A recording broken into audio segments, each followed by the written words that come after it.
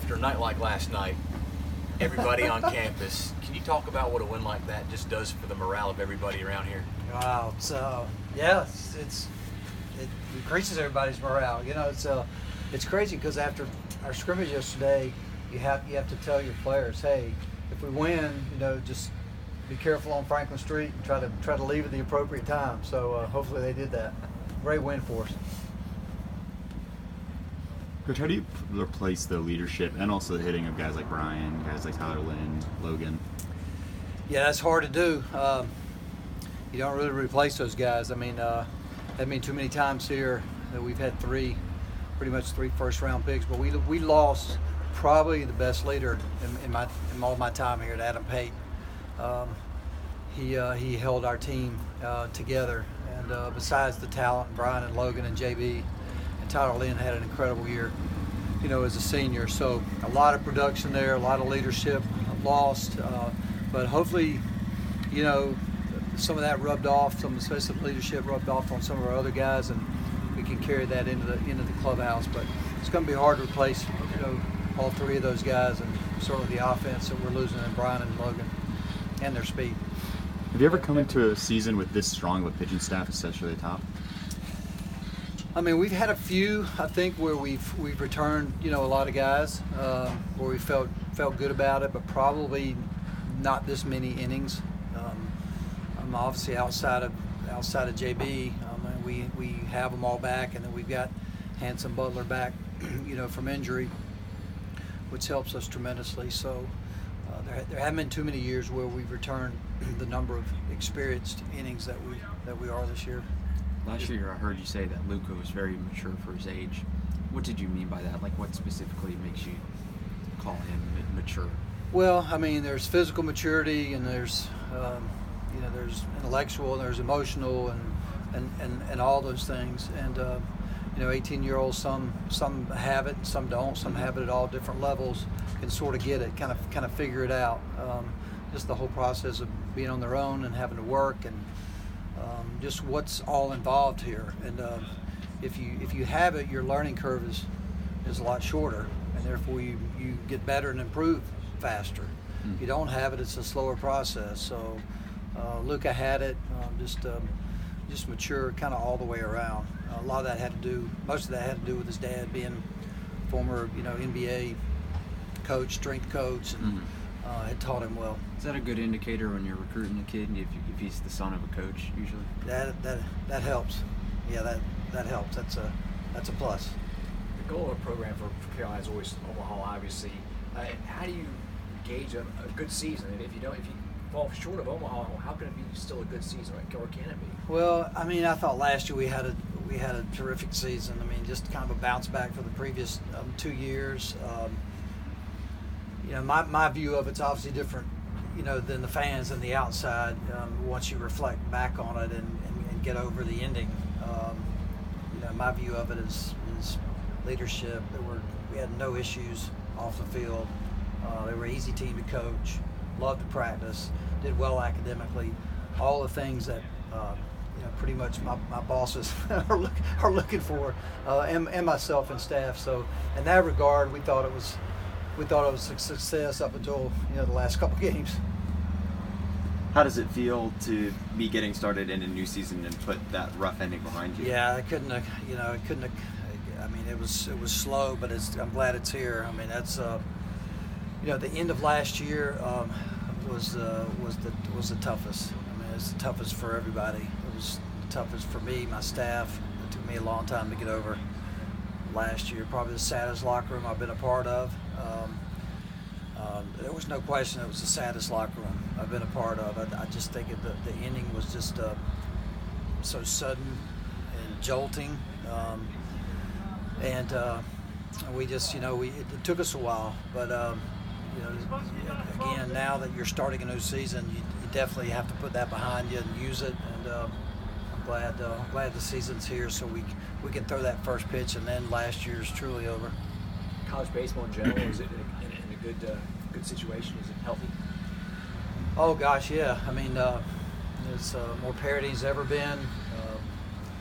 I think there's just so many great teams out there. There are no gimmies anymore.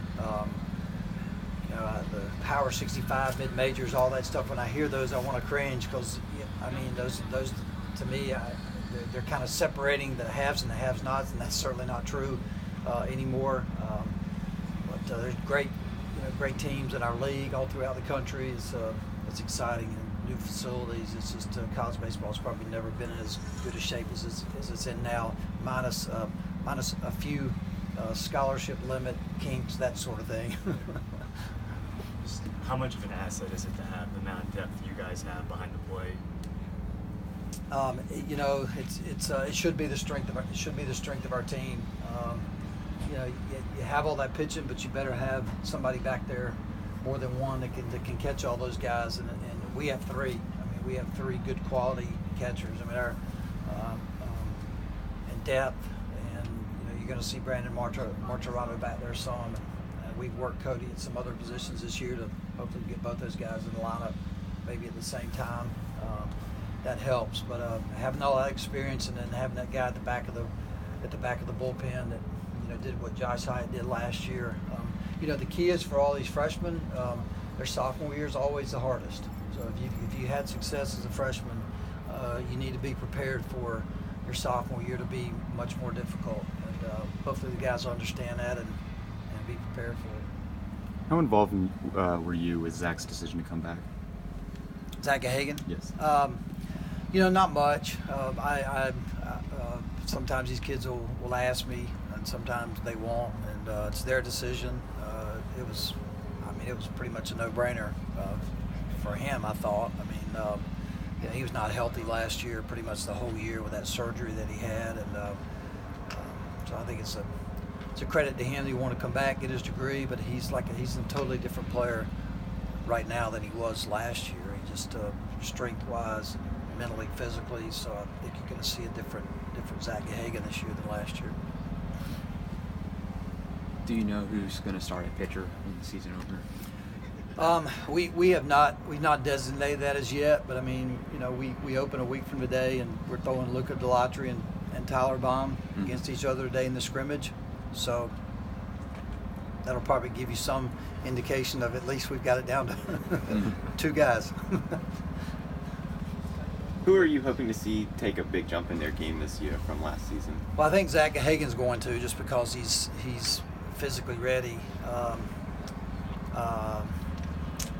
Probably the freshman that played for us last year some. I mean, Ike Freeman needs to be a key for us.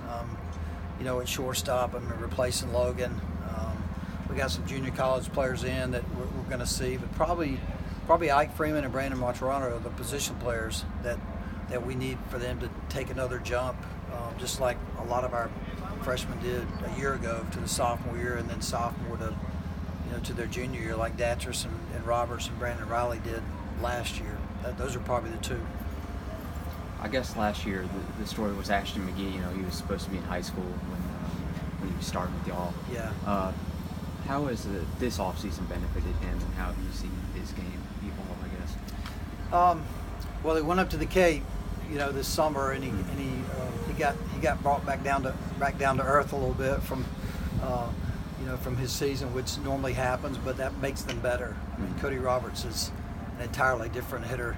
For me, watching him, I think a lot of that had to do with him being in the Cape this summer and using that wood bat and facing that good pitching, and Ashton kind of the same way. Now Ashton, we're working him in the outfield some to try to get him out of that DH role. But he's one that's got to be able to manage that sophomore year and those expectations, because he literally came out of the blue last year, enrolling in January in the ACC Freshman of the Year. So now everybody knows who he is, knows how to pitch him. So he'll need to respond to that. But he's up to the challenge. In terms of that just Cape experience, I mean, how much do you think that helped Austin Bergner just going up there? Yeah, that helped Austin a lot. I happened to be up there. The outing that he had, it was sensational, around July 4th, and I think from then on his summer was pretty darn good. Austin needs to take that next step. He's a lot of relief appearances last year, and we've been looking at him as a starter, and he's got that unlimited potential and great arm, but you got to turn that talent into performance. I thought this summer was huge for him.